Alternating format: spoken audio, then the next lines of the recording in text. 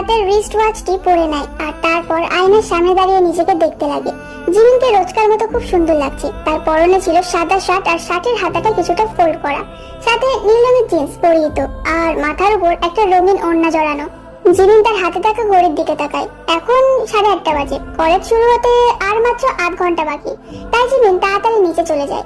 নিচে যেতেই জিমিন তাকে সবাই তাদের ব্রেকফাস্ট করছে। জিমিন সবাইকে সালাম জানায় আর সবাই তার উত্তর দেয়। তো জাঙ্কুক, তোমার মিটিং কেমন ছিল? জিমিন কথাটা জাঙ্কুককে জিজ্ঞাসা করে। জিমিন জাঙ্কুককে তার নাম ধরেই ডাকে, কারণ দুজনেই একই বয়সী আর সেম স্কুল সেম কলেজে পড়েছে দুজনেই। হ্যাঁ জিমিন, ভালোই ছিল। আজই শেষ হয়ে যাবে হয়তো মিটিংটা, আর কন্ট্রাক্টটা যত সম্ভব আমার হাতেই আসবে। আচ্ছা, good luck for your work Jungkook. Thank you Jimin. By the way, আমি যেটা বলছিলাম, ভাই হয়তো কাল বাড়ি আসবে যত সম্ভব। যে হোক বাড়ি আসবে। এই কথাটা শুনে জিমিন কোনো রিয়াক্ট না দিয়ে শুধু নর্মালি হ্যাঁ সূচক মাথা নাড়া দেয়। তারপর জিম কিচেন থেকে জলের জগটা এনে টেবিলে রাখে আর জিমিনকে বলে, জিমিন আম্মু, তুমি একটু যাও না গো, গিয়ে সুগাকে ডেকে দাও না। ওই কদ্দুকটা আবার কলেজের জন্য দেরি হয়ে যাবে। হ্যাঁ আমি? না না না, ওই বিড়ালের বাচ্চাটাকে আমি ডাকতে যাবো না, আমি পারবো না। প্লিজ আম্মু, বুঝতে চেষ্টা করো, আমি যাবো না। তুমি যাও না, তুমি গিয়ে ডেকে আনো।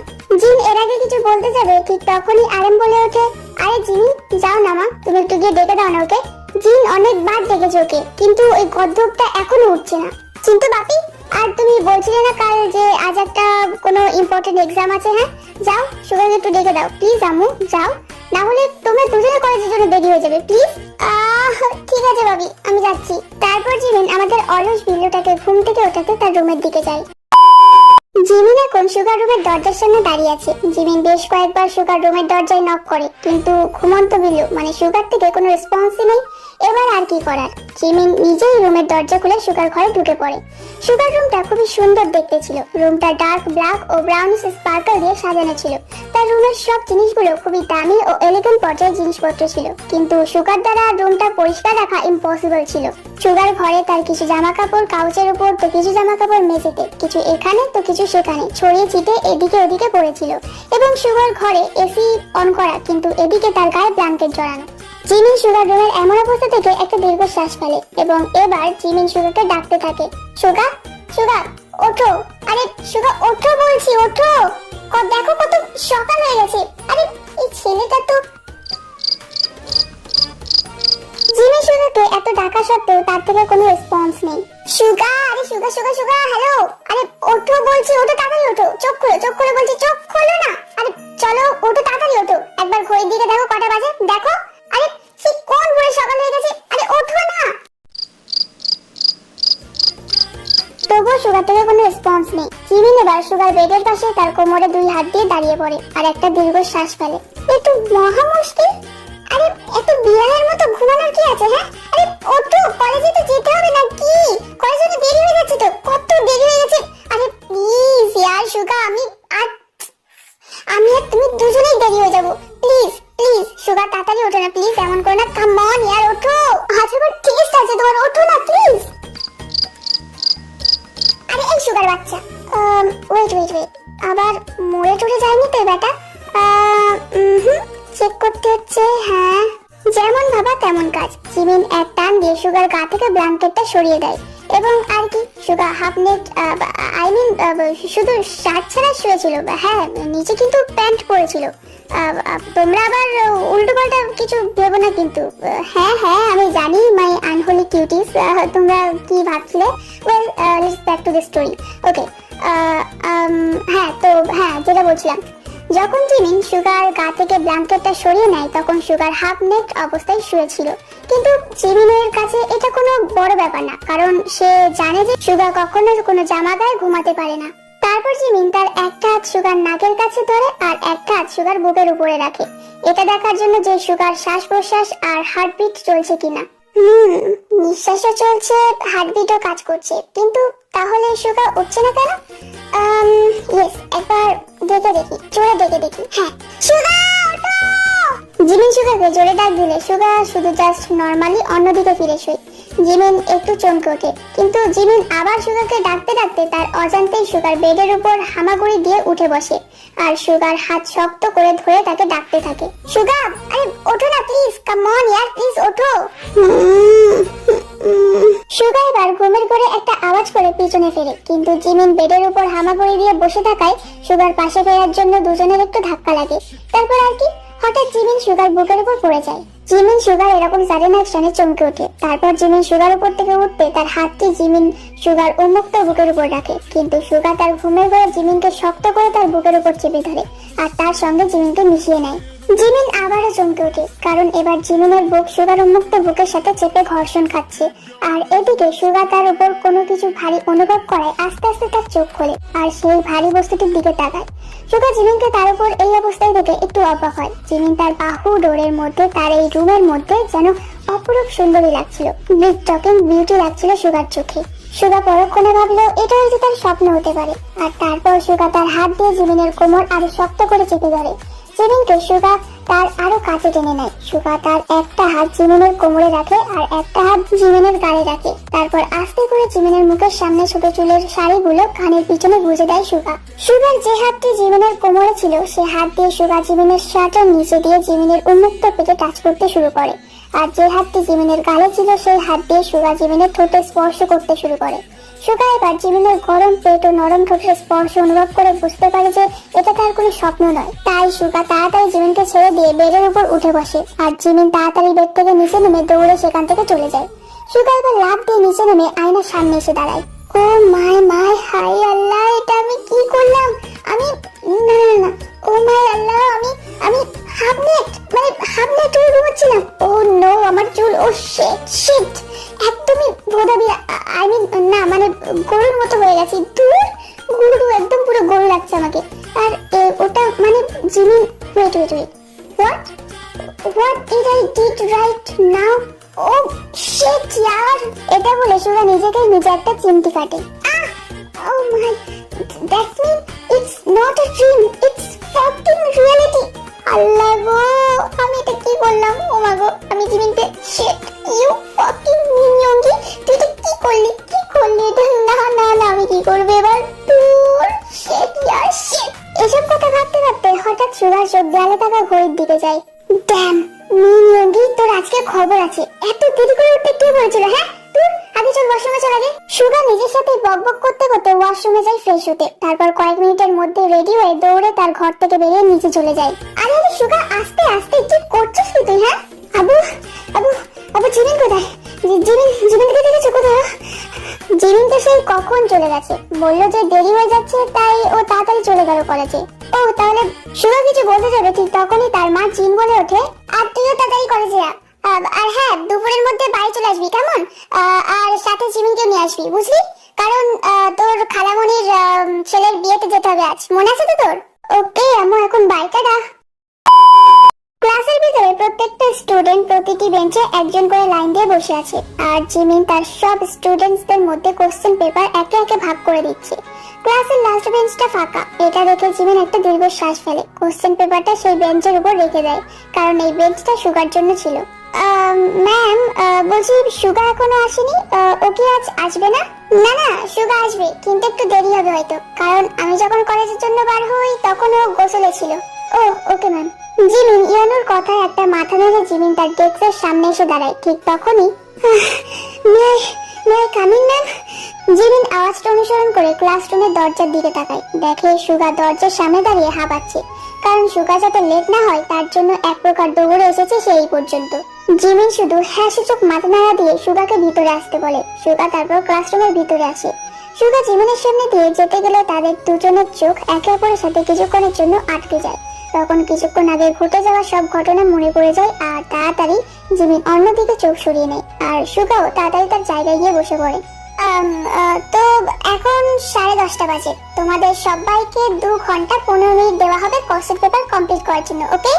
আর কোশ্চেন পেপারের সব টপিকস খুবই সহজ এসেছে আর আমি সব টপিকস গুলো আগেই কভার করে দিয়েছিলাম, ওকে? তো আর হ্যাঁ, কেউ যেন সামনে বা পিছনে তাকাবে না, ওকে? কেউ কাউকে প্রশ্ন উত্তর জিজ্ঞাসা করে লিখবে না, আন্ডারস্ট্যান্ড? আর কোনো প্রবলেম হলে আমি আছি, আমাকে জিজ্ঞাসা করবে। অলরাইট। ও ওয়ান মোর থিংস, যে বা যারা প্রশ্ন উত্তর চিট করে এনেছো তারা আমার সামনে এখানে ডেস্কের উপর এক্ষুনি চিটস গুলো রেখে যাও, ওকে? আর যদি আমাকে নিজে খুঁজে বার করতে হয় তাহলে তোমাদের মধ্যে কেউ ফাইনাল এক্সামে বসতে পারবে না। Got it students? জিমিন কথাটা শেষ করতেই কিছু স্টুডেন্টস তাড়াতাড়ি এসে জিমিনের সামনে তার ডেস্কের উপর চিটস গুলো রেখে দিয়ে যার জায়গায় গিয়ে বসে পড়ে। ওকে। ও ইয়োনো, লিনো, তোমাদের চিটস গুলো কোথায়? হ্যাঁ, বার করো এক্ষুনি, আমাকে দাও, তাড়াতাড়ি বার করো, কাম অন কুইক। না না না ম্যাম, আমাদের মতো শান্তশিষ্ট লেজবিস্ট আই মিন ভদ্র ছেলে দুটোকে দেখে মনে হয় যে আমরা চিটস আনতে পারি, বলুন না। সত্যি তো? তোমাদের আমার, আরে না না ম্যাম, কি বলছেন কি আপনি? ট্রাস্ট করতে পারেন আমাকে, আই মিন আমাদেরকে। ওকে দেন, লেখা শুরু করো তাহলে। ইয়োনো আর লিনো যমজ দুই ভাই একটা দীর্ঘ শ্বাস ফেলে, কিন্তু জিমিনের মনে সন্দেহটা আরো বেড়ে যায় এই দুই যমজ ভাইয়ের উপর। সুগা, একটু এখানে এসো তো। এই দুই শান্তশিষ্ট লেজ বিশিষ্ট ভদ্র ছেলে দুটোকে একটু চেক করো তো দেখি, দেখো কোনো টুকলি বা চিপস পাও কিনা। Yes ma'am.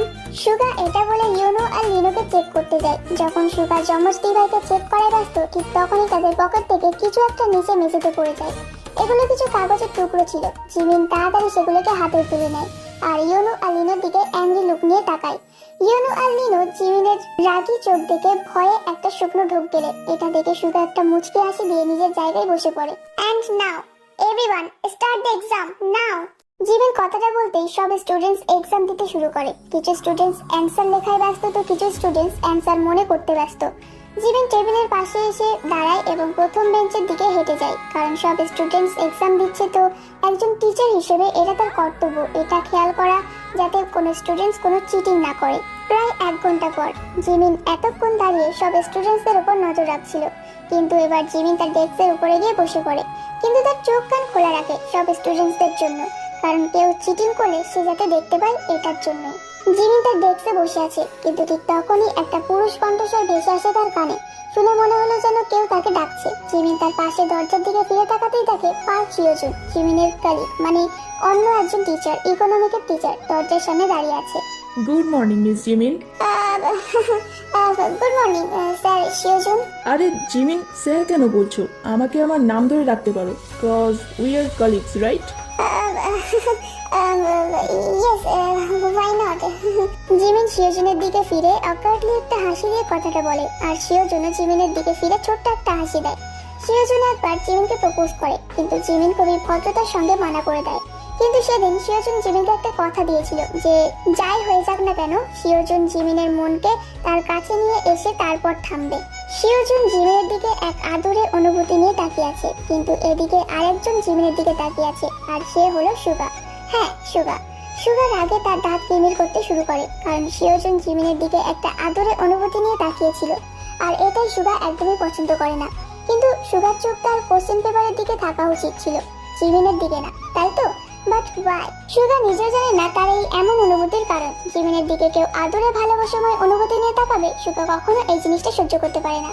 জিমিন আর শিওজুন যখন একে অপরের সাথে কথা বলছিল, তখন দেখে মনে হচ্ছিল শিওজুন বলছে আর জিমিন শুনছে, আর এদিকে সুগা রাগে লাল টমেটো হয়ে যাচ্ছে।